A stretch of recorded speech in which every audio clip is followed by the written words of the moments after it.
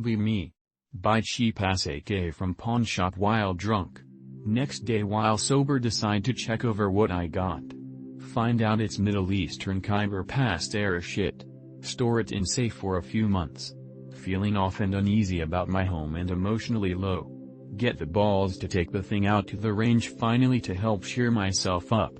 It is a miracle that the thing does not jam while cycling. Take a break and have a bacon sandwich from one of the regulars. Go back to shooting with my grease-covered hands. The piece of shit is jamming every few bursts now. Eventually call it quits and head back home. Leave the AK on my bedroom table next to some beers and hit the sack. Proceed to have one of the worst nightmares I have ever experienced. Dream that I am stuck in my house and a rotten corpse wearing turban is staring at me through my bedroom window. Hear glass smash. Get up and rush to bedroom window. Nothing.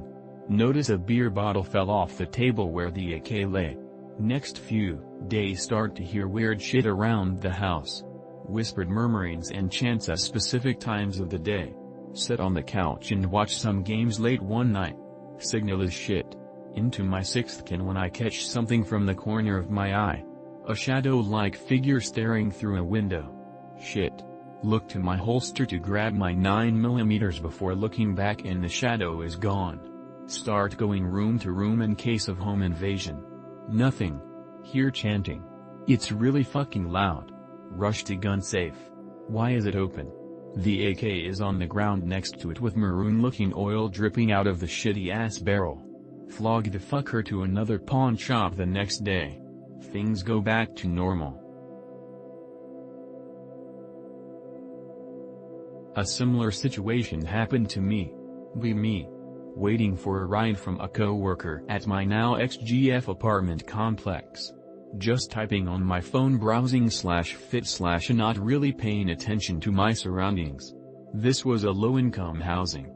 I was so used to the normal working class of my neighborhood. I forgot that those apartment complexes are there to house animals. Some tatted-up short gangbanger been to prison type with his daughter is right next to me. I wasn't paying attention till I looked down at this worthless manlet and saw him making a fist.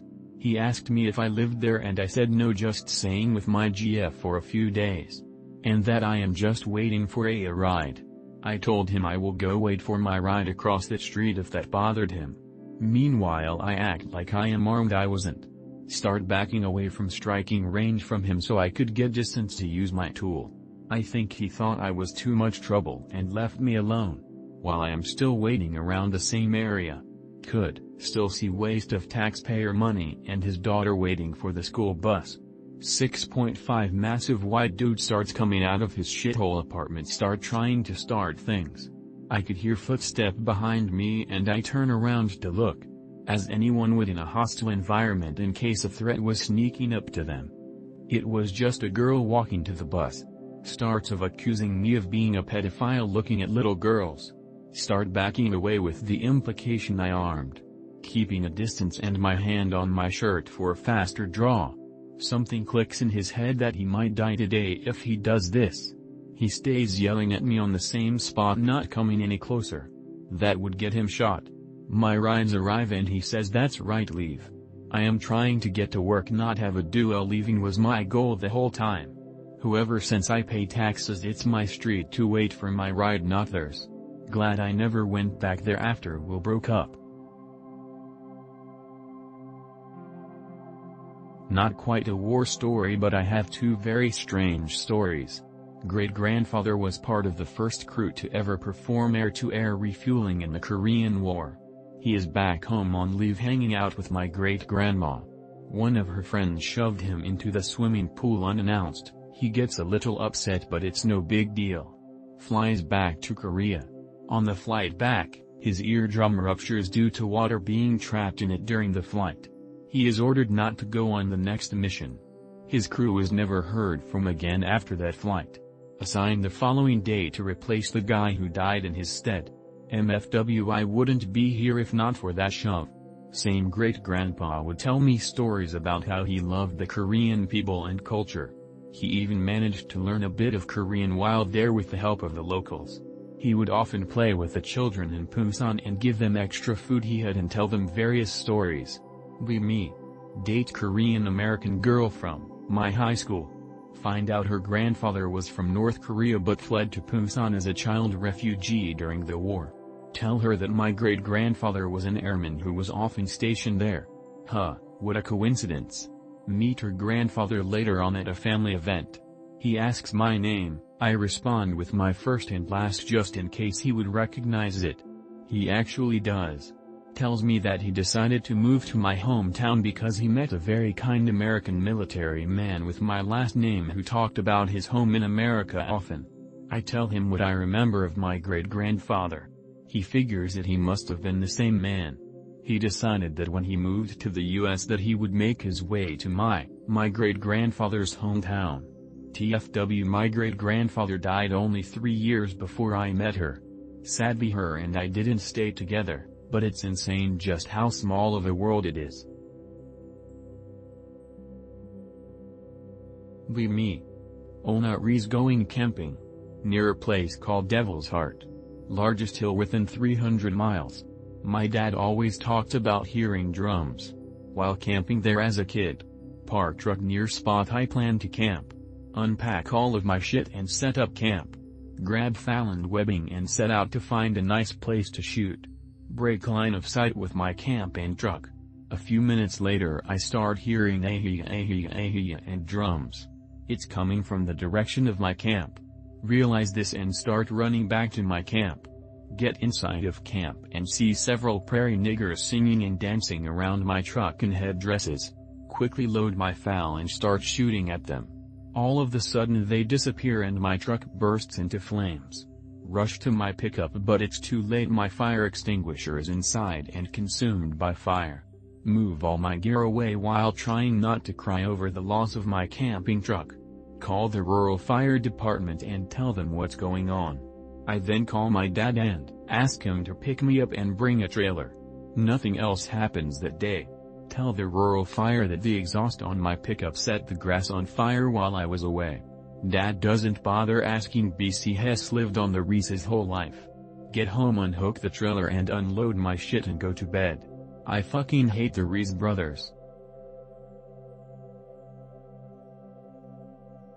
Me. Hoverbrand's Gunner. 2125. Ukraine Nusra war just went into full tilt. President Musk too sends the Marines. No time to play New Vegas 2. Patrolling the Caspian. Web. Glide around the countryside for a few hours. See the same shitbox slotted driving around. Kid in the back seat has a sheet of cardboard. Drops it and bangs his head against the window. My driver stops to laugh. Oh shit, movement. Lada door opens, kid runs out into the mud with the cardboard. WTF, he's heading right towards us. Driver turns off the 200 jacks to yell over the speaker system. Too late. Kid slaps the cardboard against the terrain sensor. Pull up, terrain. Tank goes vertical. 200-year-old rebounds per game, pens the undercarriage and detonates the grav engine, vaporizing us. MFW. Me. Running from a killbot ambush. Thinking Eva escaped. Failed to notice the minefield sign. All of my limbs got blown off when a nice Cyberman lunged at me. Writhing in pain on the ground. See my buddy just hastily assembling a cardboard box and hiding under it. The killbots walk past him. Motherfucker.png. Once the killbot wave is past, the Metacraft arrives.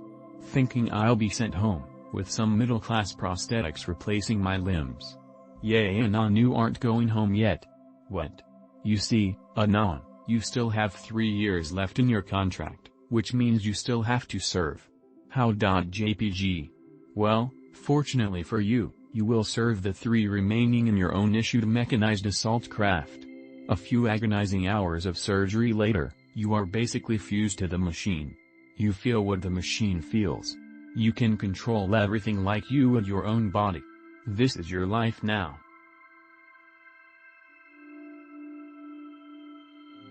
Me.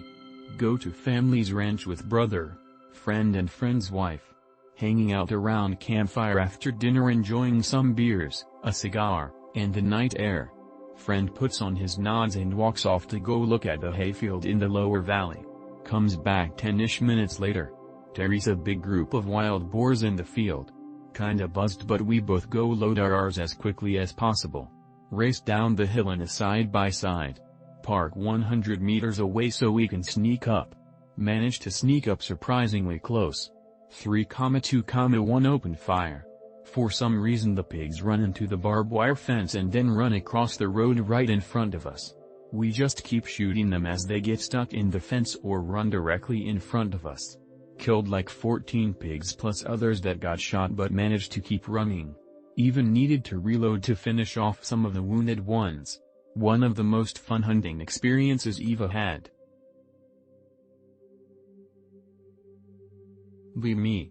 White is right, getting a bite, at Taco Bell. Nigerino walks in. Ayo gimme da money nigga. Now's my chance ! GIF. Whip out my trusty .22 LREDC. Not today Mr. Blackie. Pull plastic trigger. Click. Rimfire YE.jpg. MFWI take 15 rounds from a switched Glock. Pick related.